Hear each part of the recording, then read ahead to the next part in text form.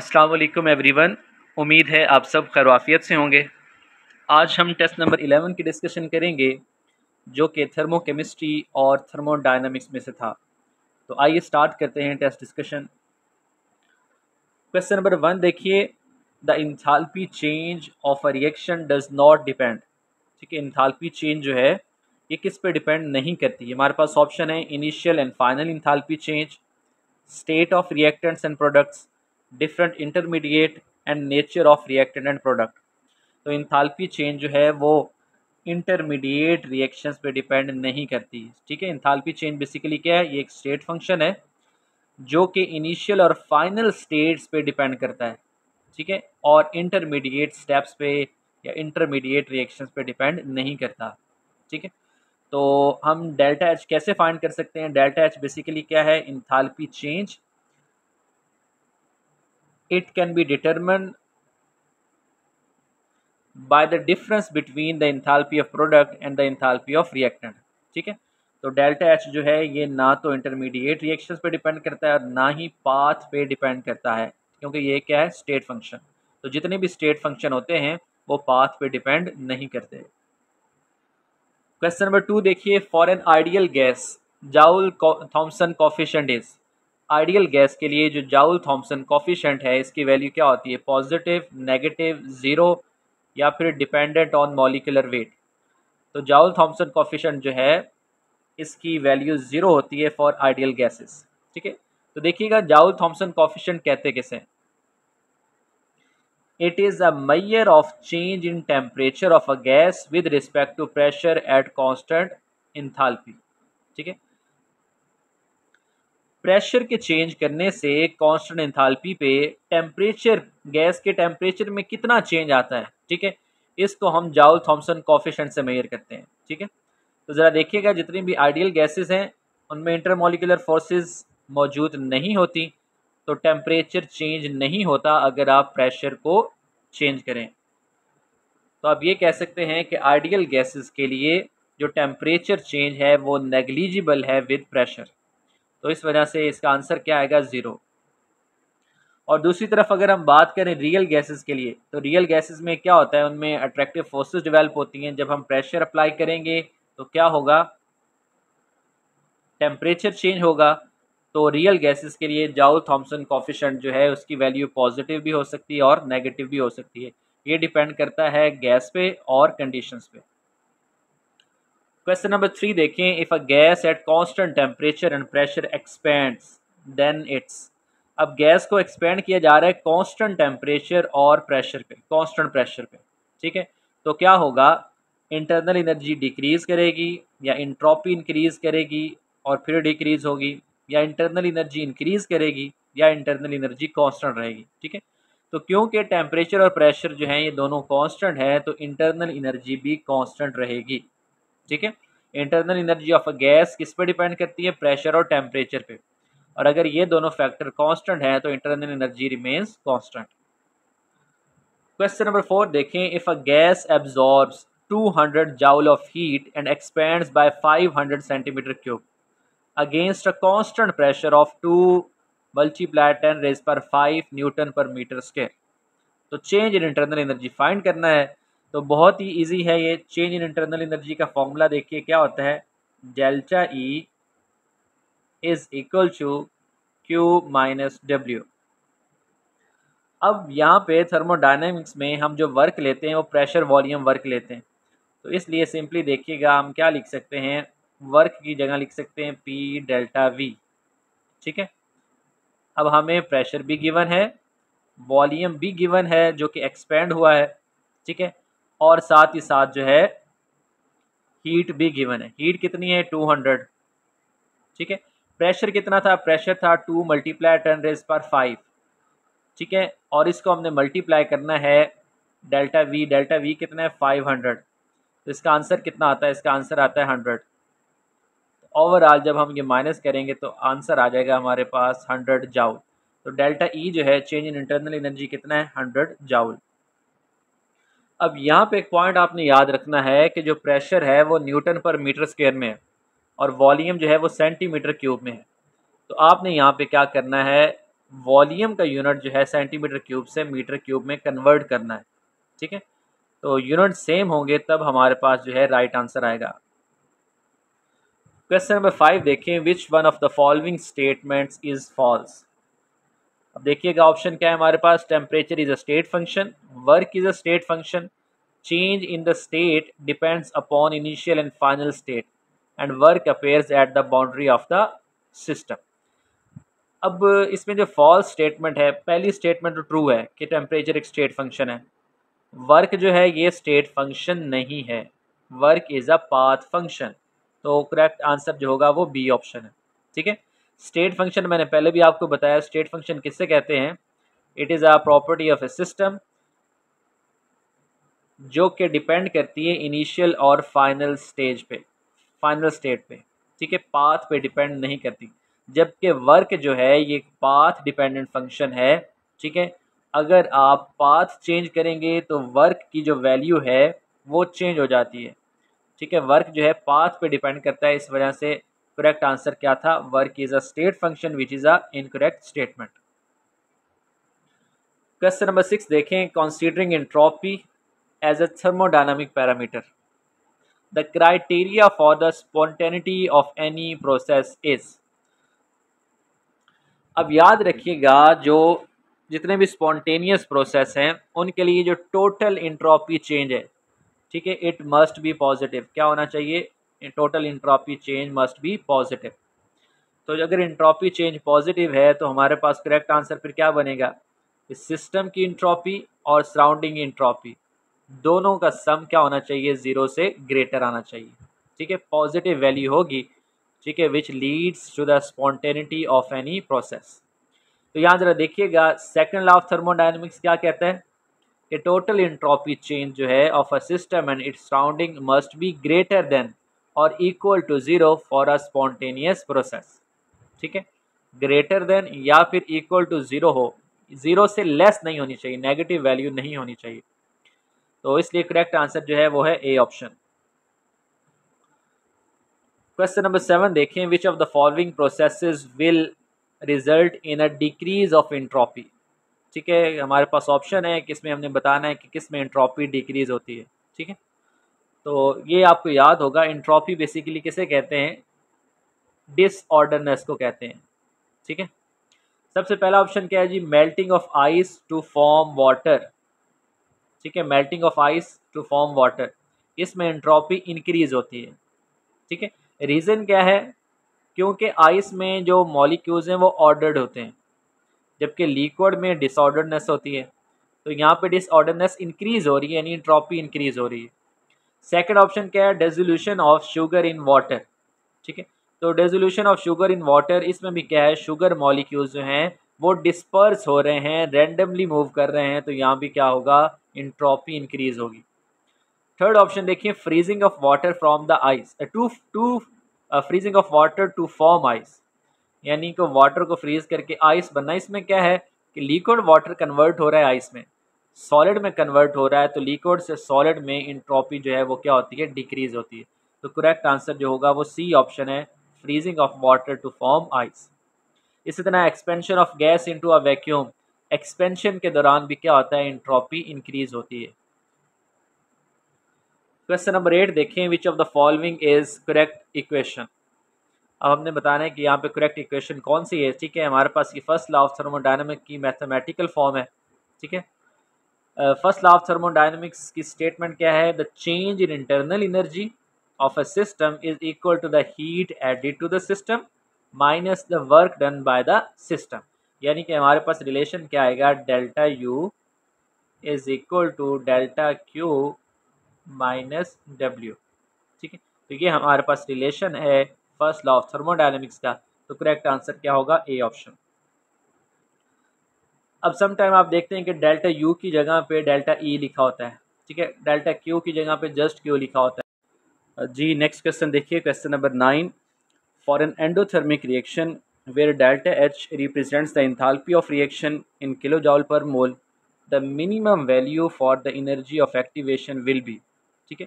जो activation energy of activation है, ठीक है, वो इंथैल्पी की निस्बत क्या होगी, less than delta H, zero more than delta H या इक्वल टू डेल्टा एच। अब याद रखिएगा हमेशा जो है एक्टिवेशन एनर्जी जो है वो इंथाल्पी चेंज की निस्बत या इंथाल्पी ऑफ रिएक्शन की निस्बत ज़्यादा ही होती है। ठीक है, अब यहाँ पे रिएक्शन में क्या था, क्वेश्चन में था एंडोथर्मिक रिएक्शन। अब ज़रा देखिएगा एंडोथर्मिक रिएक्शन में क्या होता है कि रिएक्टेंट की निस्बत जो प्रोडक्ट हैं उसकी इंथाल्पी ज़्यादा होती है। ठीक है, तो रिएक्टेंट और प्रोडक्ट की इंथाल्पी चेंज के में जो डिफरेंस है ये हम क्या कहते, इसे कहते हैं डेल्टा एच। इसे क्या कहते हैं, डेल्टा एच। ठीक है, और एक्टिवेशन एनर्जी क्या होती है, एक्टिवेशन एनर्जी रिएक्टेंट्स की एनर्जी और एक्टिवेटेड कॉम्प्लेक्स जो कि हाईएस्ट पीक है इसका जो डिफरेंस होता है ये क्या कहलाता है, ये कहलाता है एक्टिवेशन एनर्जी। ठीक है, तो एंडोथर्मिक रिएक्शन के लिए क्या होगा, एक्टिवेशन एनर्जी ग्रेटर होगी as compare to enthalpy change. तो इसका करेक्ट आंसर क्या होगा, करेक्ट आंसर होगा मोर देन डेल्टा एच। अभी याद रखिएगा एंडोथर्मिक रिएक्शन हो या एक्सोथर्मिक हो, दोनों के केस में एक्टिवेशन एनर्जी डेल्टा एच से ग्रेटर ही होती है।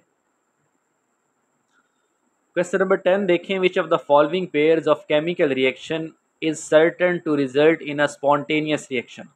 ठीक है, हमने पेयर बताना है कि कौन सा पेयर जो है वो स्पॉन्टेनियस रिएक्शन की वजह बनेगा। अब यहाँ पे एक पॉइंट याद रखिएगा कि स्पॉन्टेनियस रिएक्शन के लिए डेल्टा जी क्या होता है, वो नेगेटिव नेगेटिव होना चाहिए। ठीक है, अब डेल्टा जी नेगेटिव है तो नेगेटिव कब होगा, जब डिसऑर्डर इंक्रीज हो। ठीक है, और रिएक्शन एक्सोथर्मिक हो ताकि हीट रिलीज हो। ये दोनों जो हैं, ये दोनों पेयर क्या करते हैं, स्पॉन्टेनियस रिएक्शन को फेवर करते हैं। तो इसलिए करेक्ट आंसर क्या होगा, एक्सोथर्मिक एंड इंक्रीजिंग डिसऑर्डर। ठीक है, एक्सोथर्मिक रिएक्शन में हीट रिलीज होती है तो इंट्रोपी इंक्रीज होगी, और इसी तरह इंक्रीजिंग डिसऑर्डर का मतलब भी क्या है कि इंट्रोपी इंक्रीज हो रही है। जब इंट्रोपी इंक्रीज होगी तो गिब्स फ्री एनर्जी डिक्रीज होगी, which leads to the spontaneity of the reaction. Question number 11 देखें, which one is correct, the work done by the system is positive, the work done on the system is negative, the work done by the system is negative, या फिर all of these are correct. अभी याद रखिएगा जो work done by the system है वो negative होता है। ठीक है, इन थर्मोकेमिस्ट्री, और work done on the system जो है वो पॉजिटिव होता है। ठीक है, तो ये दो पॉइंट्स इंपॉर्टेंट हैं, सो इसलिए हमारे पास करेक्ट आंसर क्या होगा, the work done by the system is negative. C option correct होगा।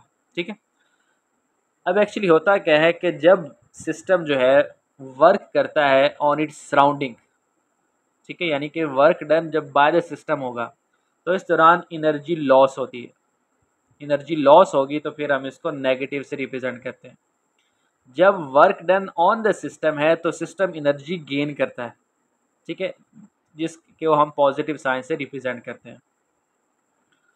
क्वेश्चन नंबर 12 देखें, delta H F is zero for which. अब डेल्टा एच एफ क्या है, हीट ऑफ फॉर्मेशन या एंथैल्पी ऑफ फॉर्मेशन। ठीक है, diamond, ozone, rhombic sulphur and all. ठीक है, तो ये आपने पॉइंट याद रखना है कि जो स्टैंडर्ड एंथैल्पी ऑफ फॉर्मेशन है, ठीक है, वो ज़ीरो होती है for elements in their standard physical state. ठीक है, एलिमेंट्स की जो स्टैंडर्ड स्टेट है उस पे इंथैल्पी ऑफ फॉर्मेशन क्या होगी, ज़ीरो होगी। ठीक है, अब जो डायमंड है ये कार्बन की स्टैंडर्ड फॉर्म नहीं है, बल्कि कार्बन की स्टैंडर्ड फॉर्म क्या है, ग्रेफाइट है। ठीक है, इसी तरह ऑक्सीजन के स्टैंडर्ड फॉर्म क्या है, O2 है, ओजोन नहीं है। ठीक है, और रोम्बिक सल्फर जो है ये क्या है, ये सल्फर की स्टैंडर्ड फॉर्म है। सो इसलिए करेक्ट आंसर क्या होगा, सी ऑप्शन, रोम्बिक सल्फर जो है इसके लिए डेल्टा एफ क्या होगा, ज़ीरो होगा। ठीक, इसी तरह हम बात करें फास्फोरस की तो P4 जो है वाइट फास्फोरस ये स्टैंडर्ड फॉर्म है। हाइड्रोजन की H2 गैशियस हाइड्रोजन जो है, ब्रोमीन के लिए लिक्विड ब्रोमीन जो है, तो ये इनकी क्या है, स्टैंडर्ड स्टेट्स है। इसी तरह मेटल की बात करें तो तमाम मेटल्स जो हैं उनकी सॉलिड फॉर्म उनकी स्टैंडर्ड स्टेट है सिवाय मरकरी के। क्वेश्चन नंबर 13 देखें, which one of the following has delta S greater than zero. ठीक है, हम चार रिएक्शंस हैं तो इसमें हमने बताना है कि डेल्टा एस जो है इंट्रोपी चेंज वो ग्रेटर है ज़ीरो से, यानी पॉजिटिव है किस रिएक्शन के लिए। अब ज़रा देखिएगा पहला रिएक्शन जो है इसमें हमारे पास कैल्शियम ऑक्साइड सॉलिड है और कार्बन डाइऑक्साइड गैसियस फॉर्म में, ये दोनों आपस में रिएक्ट करते हैं और कैल्शियम कार्बोनेट बनता है जो कि सॉलिड फॉर्म में होता है। ठीक है, तो यहाँ पे सॉलिड फॉर्म में आएगा, गैसियस लिखा हुआ है। ठीक है, सेकंड जो है एक्वस सोडियम क्लोराइड जो है किस में कन्वर्ट हो रहा है, वो अनडिसोसिएटेड सॉलिड फॉर्म में कन्वर्ट हो रहा है। थर्ड जो है वो सोडियम नाइट्रेट जो है, सॉलिड सोडियम नाइट्रेट किस में कन्वर्ट हो रहा है, आयोनाइज हो रहा है, आयंस में कन्वर्ट हो रहा है। ठीक है, यानी सोल्यूशन में डिसोसिएट हो रहा है। उसके बाद है नाइट्रोजन और हाइड्रोजन मिलके क्या बना रहे हैं, अमोनिया बना रहे हैं। ठीक, तो इसमें डेल्टा एस यानी एंट्रोपी चेंज इंक्रीज होता है जब डिसऑर्डरनेस इंक्रीज होती है। जब भी गैसियस रिएक्टेंट क्या करते हैं, सॉलिड में कन्वर्ट होते हैं तो डिसऑर्डरनेस कम होती है। जब सॉलिड रिएक्टेंट गैसियस प्रोडक्ट में कन्वर्ट होता है तो डिसऑर्डरनेस इंक्रीज होती है। ठीक, तो याद रखिएगा from solid state to liquid state और गैसियस स्टेट एंट्रोपी इंक्रीज होगी। ठीक है, तो इस बेस पे करेक्ट आंसर क्या होगा, सी ऑप्शन। ठीक है, डेसोल्यूशन जो है of a solid into ions in solution results in an increase in disorder and randomness.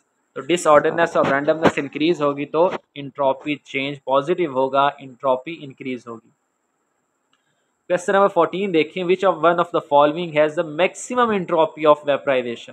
ठीक है, मैक्सिमम इंट्रोपी ऑफ वेपराइजेशन जो है वो किसकी है, वाटर, टोलुइन, डाइथाइल ईथर या एसीटोन। ठीक है, तो इसका करेक्ट आंसर है वाटर। अब इसमें ज़रा देखिएगा enthalpy of entropy of vaporization जो है, इसमें हम क्या करेंगे, is a measure of amount of disorder randomness in the molecules of liquid as they transition to gas। Vaporization के दौरान क्या होता है कि लिक्विड जो है वो किस में कन्वर्ट होता है, वो वेपर्स में यानी गैसियस फॉर्म में कन्वर्ट हो रहा होता है। ठीक है, और इस दौरान डिसऑर्डरनेस जो होती है वो इंक्रीज होती है। ठीक है, डिसऑर्डरनेस इंक्रीज होती है तो एंट्रोपी ऑफ वेपराइजेशन क्या होगी, इंक्रीज होगी। ठीक, अब सब देखना है कि वाटर, टोलुइन, डाइथाइल ईथर और एसीटोन, इन सब में जो वाटर है ये लीस्ट वोलाटाइल है। ठीक है, मैक्सिमम हीट रिक्वायर्ड है इन केस ऑफ वाटर। ठीक है, जब ज़्यादा, तो वाटर के केस में ज़्यादा टेम्परेचर, ज़्यादा हीट रिक्वायर्ड है। ठीक है, इसको वेपराइज करने के लिए। ठीक है, तो अगर टेम्परेचर ज़्यादा हो तो फिर इंट्रोपी भी क्या होती है, ज़्यादा होती है। ठीक है, तो मैक्सिमम इंट्रोपी ऑफ वेपराइजेशन किसकी होगी, वाटर की। क्वेश्चन नंबर 15 देखें, molar heat capacity of water in equilibrium with ice eight constant pressure is. ठीक है, मोलर हीट कैपेसिटी बतानी है हमने। ठीक है, वाटर की in equilibrium with ice eight constant pressure. ठीक है, वाटर जो है वो आइस के साथ इक्विलिब्रियम में है कांस्टेंट प्रेशर पे, तो मोलर हीट कैपेसिटी क्या होगी। अच्छा, इसके सोल्यूशन देखिएगा, हमारे पास एक रिलेशन होता है। ठीक है, हमने पढ़ा हुआ है Q किसके इक्वल होता है, Q is equal to n C P into delta T. ठीक है, अब यहाँ से अगर हम क्या करें, heat capacity at constant pressure, इसका रिलेशन देखें तो हमारे पास क्या आएगा, हमारे पास ये आ जाएगा Q over n delta T. ठीक है, अब यहाँ पे ज़रा देखें कि हमारे पास वाटर जो है वो इन इक्विलिब्रियम है विद आइस। जब वाटर, लिक्विड वाटर और आइस एक दूसरे के इक्विलिब्रियम में है तो इक्विलिब्रियम पे कब होते हैं, फ्रीजिंग पॉइंट पे, और उस पॉइंट पे टेम्परेचर क्या होता है, कांस्टेंट होता है। ठीक है, जब टेम्परेचर हमारे पास कांस्टेंट होगा, कांस्टेंट क्यों, क्योंकि वाटर और आइस एक दूसरे के इक्विलिब्रियम में, तो यहाँ पे डेल्टा टी की वैल्यू क्या आएगी, डेल्टा टी की वैल्यू आएगी 0। तो हमारे पास सी पी जो है ये किसके इक्वल आ जाएगा, सी पी हमारे पास इक्वल आ जाएगा इन्फिनिटी के। क्योंकि अगर हम किसी भी फैक्टर को 0 से डिवाइड करें तो आंसर क्या आता है, इन्फिनिटी। सो इसका आंसर क्या होगा, इन्फिनिटी।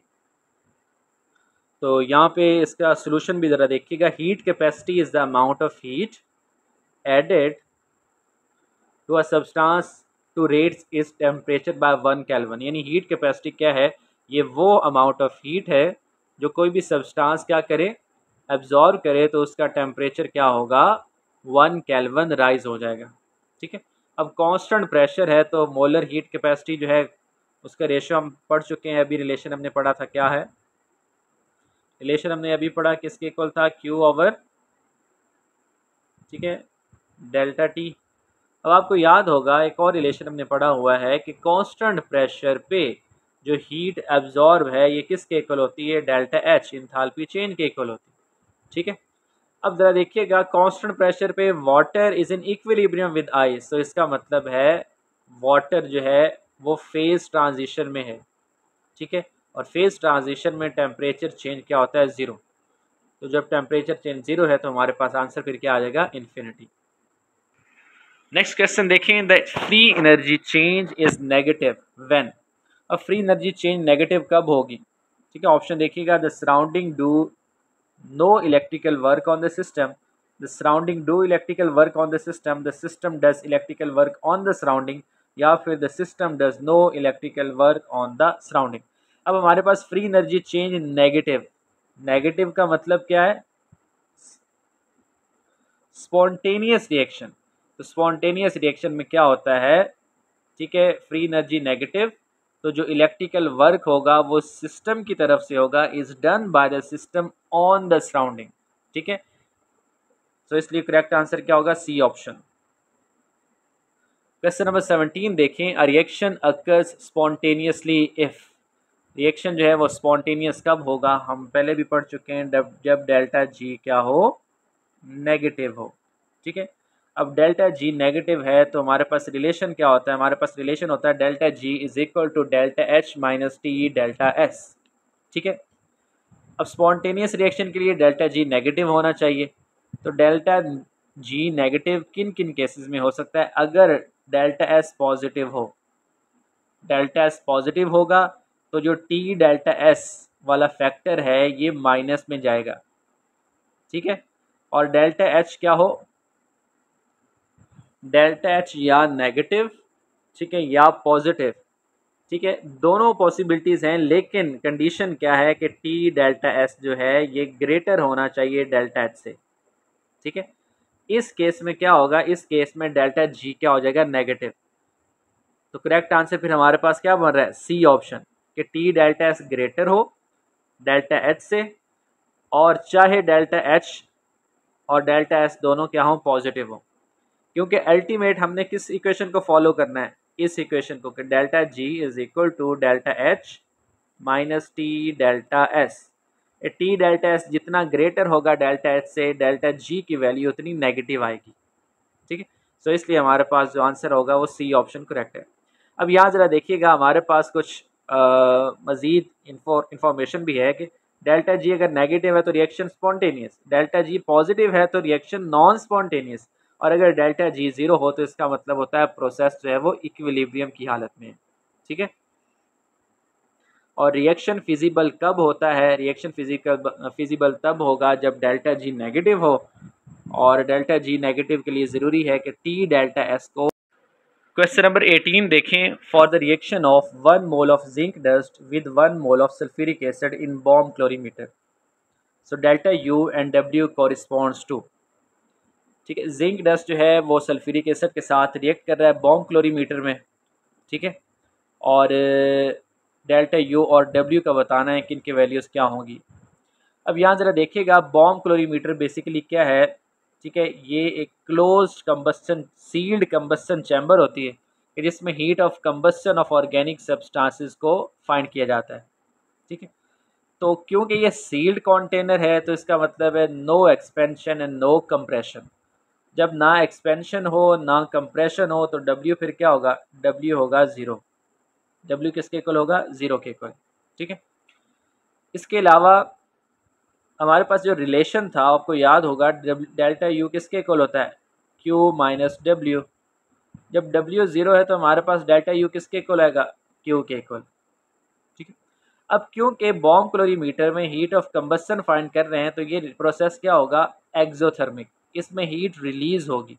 जब हीट रिलीज होगी तो डेल्टा यू जो है इसमें कमी आएगी, जो इंटरनल एनर्जी है उसमें कमी आएगी। ठीक है, तो इसलिए हमारे पास इसमें क्या आएगा, लेस देन ज़ीरो।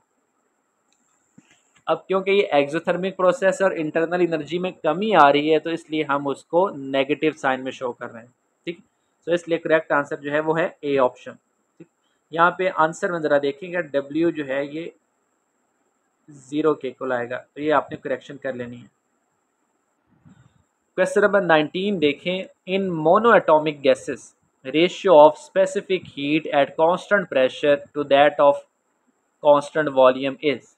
अब हमारे पास मोनोएटॉमिक गैसेस हैं और हमने यहाँ पे रेशियो फाइंड करनी है। ठीक है, रेशियो किसके दरमियान?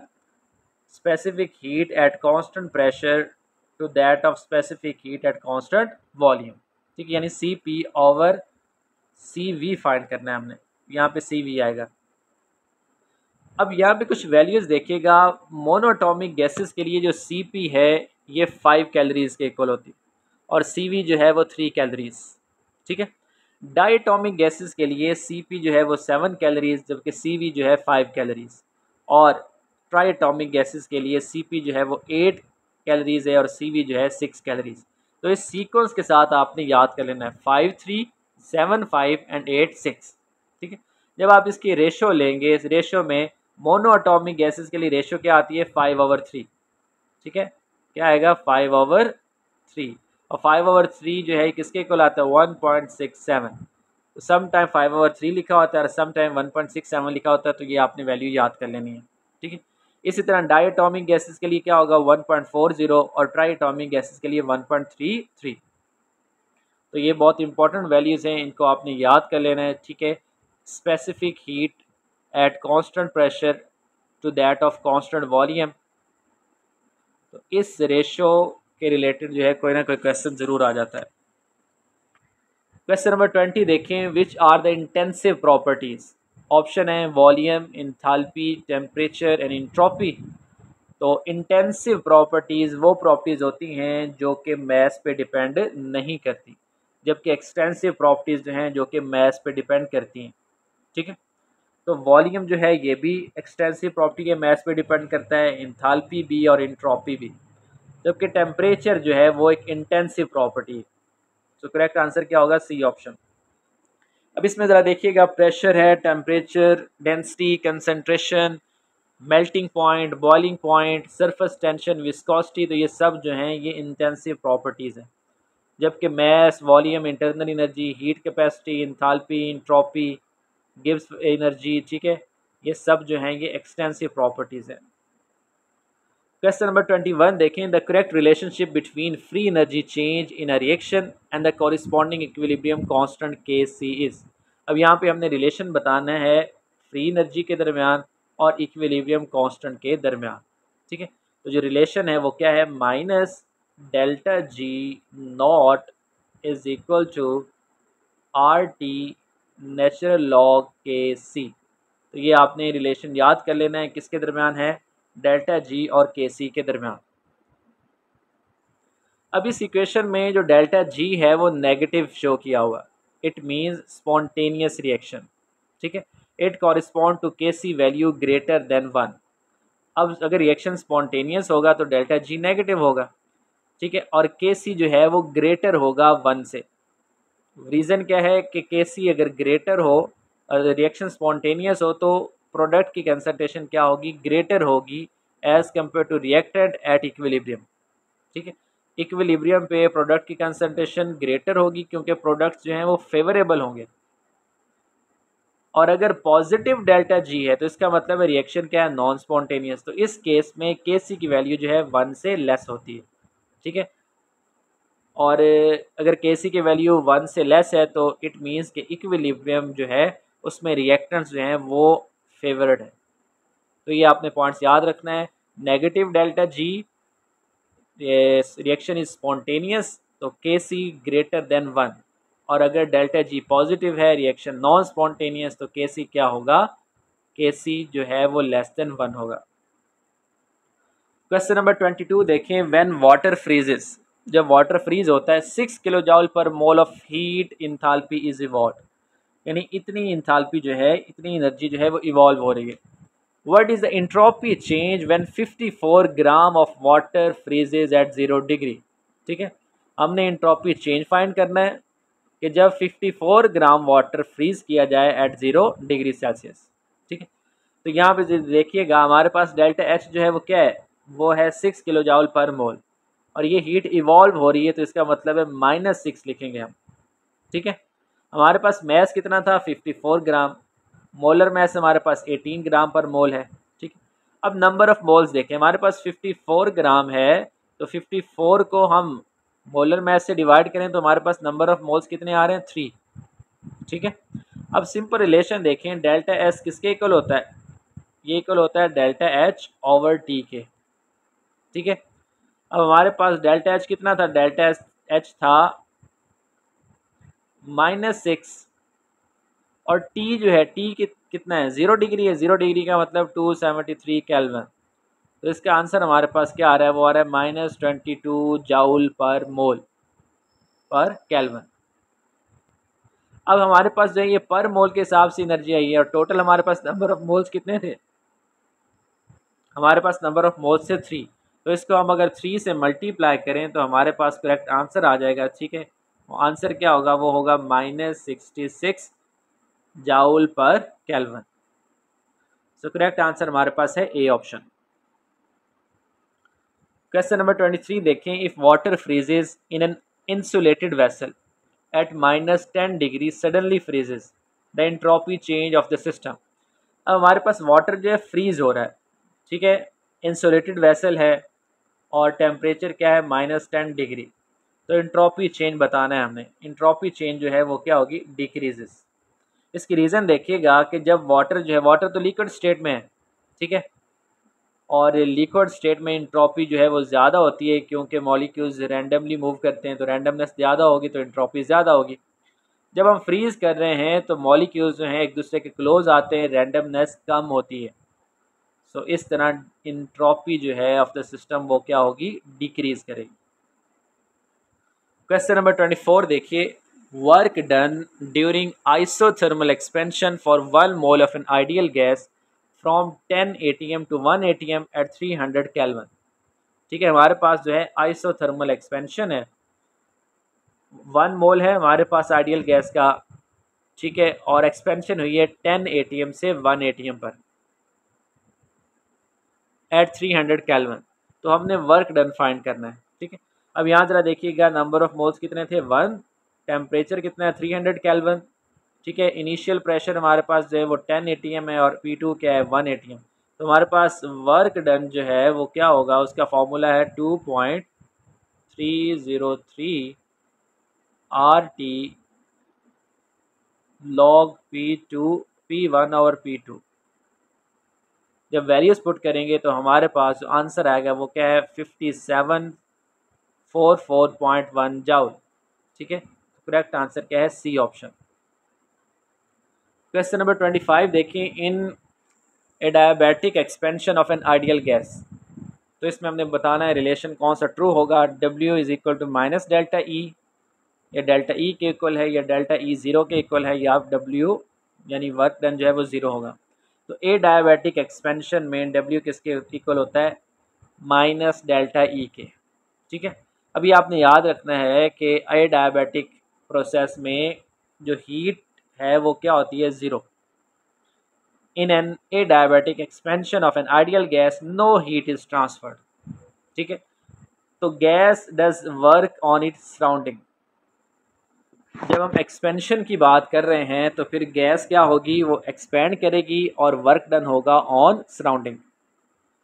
तो इंटरनल एनर्जी जो है, जब जो है वर्क डन होता है बाय द सिस्टम, ठीक है, तो इंटरनल एनर्जी डिक्रीज होती है।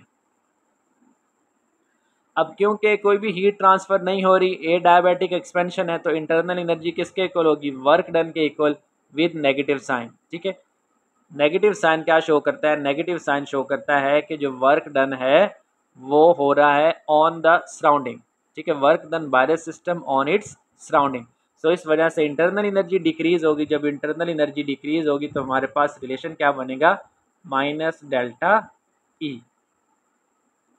क्वेश्चन नंबर 26 देखें, the phenomena of lowering of temperature when a gas is made to expand adiabatically from a region of high pressure to low pressure is known as.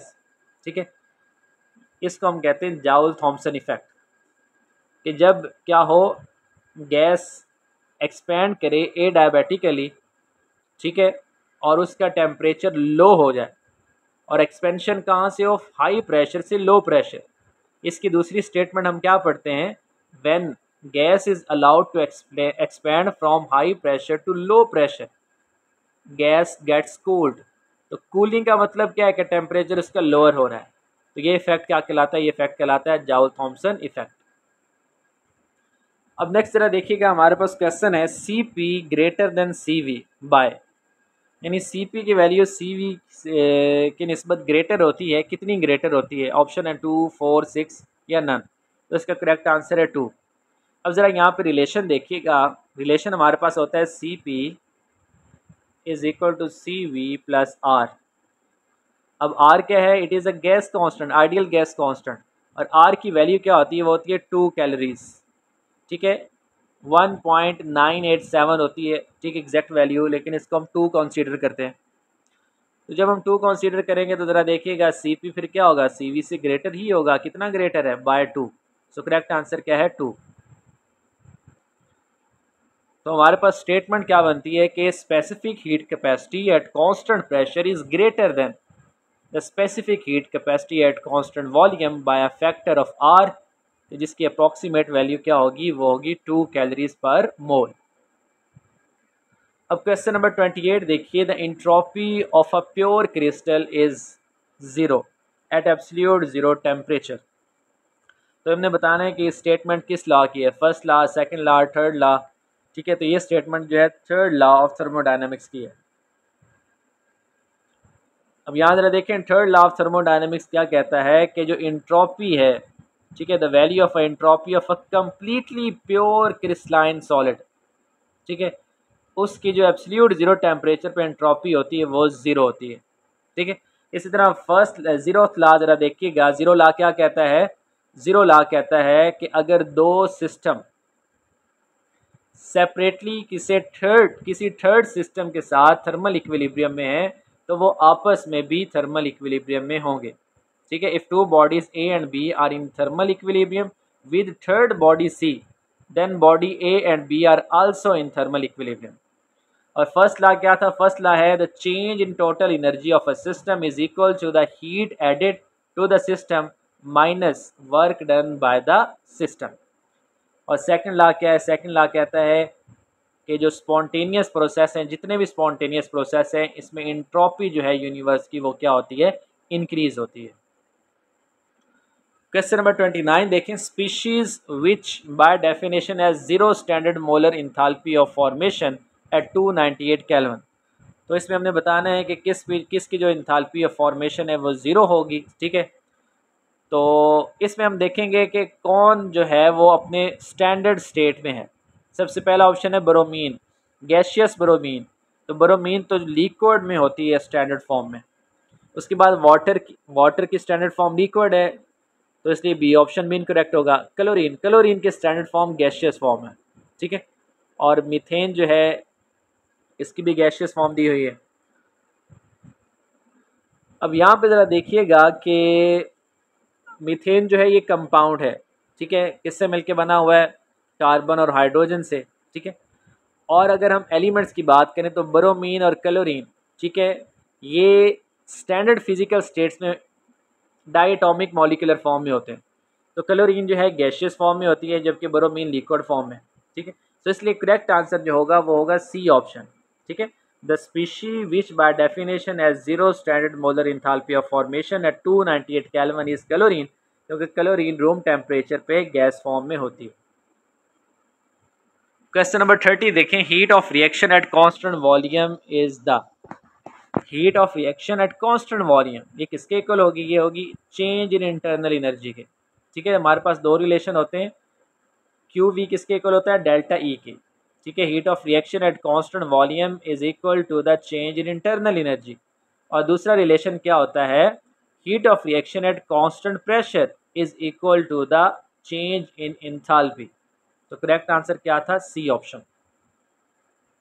अब question number 31 देखिए, heat of neutralization of ammonium hydroxide and hydrochloric acid is. अब heat of neutralization हमने बतानी है, ठीक है। तो ये याद रखिएगा कि जो हीट ऑफ न्यूट्रलाइजेशन है स्ट्रॉन्ग एसिड और स्ट्रॉन्ग बेस की, वो होती है 13.7 किलो कैलोरीज पर मोल। और अगर हम किलो जाउल में बात करें तो 57.3 किलो जाउल पर मोल होती है। ये हीट ऑफ न्यूट्रलाइजेशन है जब एक स्ट्रॉन्ग एसिड स्ट्रॉन्ग बेस के साथ रिएक्ट करके वाटर प्रोड्यूस करता है। ठीक है, अब यहाँ पे अगर हमारे पास क्या हो, वीक एसिड हो या वीक बेस हो, तो फिर जो हीट ऑफ न्यूट्रलाइजेशन है वो इस वैल्यू से डिक्रीज कर जाएगी। ठीक है, अब यहाँ पे हमारे पास अमोनियम हाइड्रोक्साइड जो कि वीक बेस है और HCl स्ट्रॉन्ग एसिड है, तो वीक बेस और स्ट्रॉन्ग एसिड की हीट ऑफ न्यूट्रलाइजेशन लेस होती है as compare to 13.7 kilo calories. ठीक है, अब इसकी रीज़न क्या है, इसकी रीज़न ये है कि अमोनियम हाइड्रोक्साइड जो कि एक वीक बेस है वो कम्प्लीटली डिसोसिएट नहीं होता वाटर में। ठीक है, तो जिसकी वजह से हीट ऑफ न्यूट्रलाइजेशन है वो कम हो जाती है। तो करेक्ट आंसर क्या होगा, लेस देन 13.7 किलो कैलोरीज पर मोल। क्वेश्चन नंबर 32 देखें, standard enthalpy of Al2O3 can not be measured experimentally because. ठीक है, हम इसकी जो है स्टैंडर्ड इंथाल्पी क्यों नहीं मेजर कर सकते, उसकी रीज़न बतानी है। ऑप्शन देखिएगा, it does not catch fire, protective layer of oxide cover the surface, it reacts with carbon monoxide and it dissolves in water. तो इसका करेक्ट आंसर है प्रोटेक्टिव लेयर बन जाती है ऑक्साइड की जो कि सरफेस को कवर कर लेती है। ठीक है, एल्यूमिनियम ऑक्साइड एक स्टेबल कंपाउंड है और स्टेबल है क्योंकि ऑक्साइड की एक लेयर प्रोटेक्टिव लेयर बन जाएगी सरफेस ऑफ एल्यूमिनियम के ऊपर। तो होगा क्या, इट प्रिवेंट्स फर्दर रिएक्शन, मज़ीद रिएक्शन को स्टॉप कर देगा ये, तो जिसकी वजह से हम इंथाल्पी ऑफ फॉर्मेशन जो है उसको एक्सपेरिमेंटली डिटरमिन नहीं कर पाते। क्वेश्चन नंबर 33 देखें, 1 mole of an ideal gas at 300 kelvin is expanded isothermally from 1 liter volume to 10 liter volume और delta E for this process. अब यहाँ ज़रा देखिएगा, 1 मोल है आइडियल गैस का 300 केल्विन पे जो कि एक्सपेंड कर रहा है आइसोथर्मली। आइसोथर्मल का मतलब जिसमें टेम्परेचर क्या हो, कांस्टेंट हो। ठीक है, एक्सपेंशन हो रही है फ्रॉम 1 लीटर टू 10 लीटर, तो हमने डेल्टा ई बताना है, डेल्टा ई की वैल्यू क्या होगी। ठीक, तो सिंपली आपने याद रखना है, अगर आइसोथर्मल प्रोसेस है टेम्परेचर कांस्टेंट है तो डेल्टा ई जो है वो ज़ीरो होगा। ठीक है, क्योंकि इंटरनल एनर्जी कांस्टेंट रहती है इन आइसोथर्मल प्रोसेस, तो इस वजह से इसका आंसर क्या आएगा, 0 कैलोरीज। क्वेश्चन नंबर 34 देखें, solids which have more than 1 crystalline form. अगर कोई सॉलिड के जिसकी एक से ज़्यादा क्रिस्टलाइन फॉर्म है तो इसकी डिफरेंट डेल्टा एच वैल्यूज़ हो सकती हैं। ठीक है, solid that have more than 1 crystalline form जिन्हें हम एलोट्रॉप्स कहते हैं possess different value of heat of formation.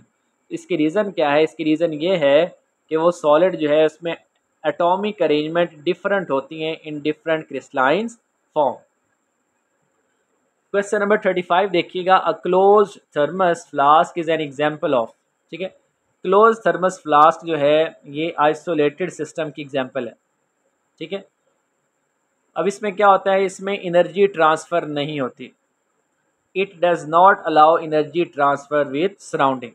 ठीक है, more over like any other close container it also does not allow matter transfer. ठीक है, ना ही मैटर ट्रांसफ़र होता है आइसोलेटेड सिस्टम में और ना ही एनर्जी ट्रांसफ़र होती है आइसोलेटेड सिस्टम में। जबकि क्लोज सिस्टम क्या होता है कि उसमें एनर्जी ट्रांसफ़र हो सकती है लेकिन मैटर ट्रांसफ़र नहीं होता, जबकि ओपन सिस्टम में एनर्जी ट्रांसफ़र भी होती है और मैटर ट्रांसफ़र भी होता है। क्वेश्चन नंबर 36 देखें, the efficiency of irreversible Carnot cycle is always dash that of a reversible one operating between the same two temperature. ठीक है, एफिशिएंसी जो है इरिवर्सिबल कार्नट साइकिल की वो हमेशा लेस होगी as compare to reversible one. ठीक है, ये आपने याद रखना है कि रिवर्सिबल कार्नट साइकिल में जो एफिशिएंसी होती है वो मैक्सिमम होती है। ठीक है, मैक्सिमम एफिशिएंसी पॉसिबल कब होगी, जब रिवर्सिबल कार्नट साइकिल होगा। ठीक है, और ये एक आइडियलाइज्ड साइकिल होता है रिवर्सिबल कार्नट साइकिल। लेकिन इरिवर्सिबल कार्नट साइकिल में क्या होगा, इसमें फ्रिक्शन की वजह से या हीट ट्रांसफ़र की वजह से क्या होगा, लॉसेस होंगे। ठीक है, जब लॉस होगा तो उसकी वजह से फिर एफिशिएंसी जो है वो रिड्यूस करेगी। तो इसका करेक्ट आंसर क्या होगा, लेस देन। क्वेश्चन नंबर 37 देखें, the Gibbs Helmholtz equation is applicable to. ये इक्वेशन किस पे एप्लीकेबल है? All chemical processes in closed system. ठीक है, जितने भी केमिकल प्रोसेसेस हैं क्लोज सिस्टम है, तो उस पर ये इक्वेशन जो है वो अप्लाई हो सकती है। अब ये इक्वेशन है क्या? Delta G is equal to delta H minus T delta S. ठीक है, तो this equation is applicable to chemical process in close system, कि जहाँ पे नंबर ऑफ मोल्स जो हैं वो कांस्टेंट रहें। ठीक है, इसके अलावा ये इक्वेशन क्या प्रिडिक्ट करती है? It predicts the spontaneity of chemical reaction and to calculate the equilibrium constant. Question number 38 देखिए, the equation D P over D T is equal to delta H over T into V two minus V one. ये equation कहलाती है क्लाजिस क्लैफेरॉन equation. ठीक है, अब ये equation जो है it relates the change in pressure to the change in temperature during a phase transition. यानी फेज ट्रांजिशन के दौरान, ठीक है, जो प्रेशर चेंज है और टेम्परेचर चेंज, इन दोनों के दरमियान क्या रिलेशन है, इसको एक्सप्लेन करती है क्लाजिस क्लैफेरॉन इक्वेशन। ठीक है, अब फेज ट्रांजिशन यानी कि वेपराइजेशन या मेल्टिंग वगैरह। ठीक है, अब इसमें डेल्टा एच और जो डेल्टा वी की वैल्यूज़ हैं ये फेज ट्रांजिशन पे होंगी। ठीक है, और ये इक्वेशन जो है it helps to calculate latent heat of vaporisation, boiling point and freezing point and vapour pressure at one temperature if at another temperature is given. अगर एक टेम्परेचर पे वेपर प्रेशर गिवन है तो किसी दूसरे टेम्परेचर पे वेपर प्रेशर को find किया जा सकता है। क्वेश्चन नंबर 39 देखें, the equation for van't Hoff isotherms. अब वॉन्ट हूफ आइसोथर्म इक्वेशन क्या है? Delta G is equal to minus delta G is equal to 2.303 R T G. Question number 40 देखिए, 4.48 litres of an ideal gas at STP requires 12 calories to raise its temperature by 15 degree. At constant volume, the CP of the gas is। अब यहाँ पे उन्होंने क्या बताया है कि हमारे पास जो गैस का वॉल्यूम है वो कितना है? वॉल्यूम एट STP वो हमारे पास है 4.48। ठीक है, तो सबसे पहले हमारे पास ये आइडियल गैस का वॉल्यूम है, तो यहाँ से हम नंबर ऑफ मोल्स फाइंड कर सकते हैं। आपको याद होगा हमने पढ़ा था कि अगर 22.414 लीटर अगर हमारे पास क्या हो, गैस हो, तो उसके नंबर ऑफ मोल्स कितने होंगे? 1। ठीक है, तो हमारे पास कितना वॉल्यूम है? हमारे पास जो है 4.48 वॉल्यूम है। तो हम क्या करेंगे? 4.48 डिवाइडेड बाय 22.414, तो इसका आंसर क्या आता है? इसका आंसर आता है 0.2 मोल्स। तो इसका मतलब है गैस के नंबर ऑफ मोल्स जो हमारे पास गिवन है वो कितने हैं? 0.2।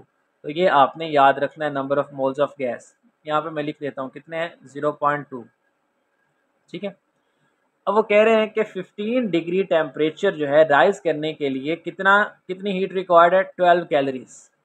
ठीक है, एट कांस्टेंट वॉल्यूम। तो यहाँ पे हम क्या करते हैं? हीट कैपेसिटी फाइंड कर लेते हैं, CV।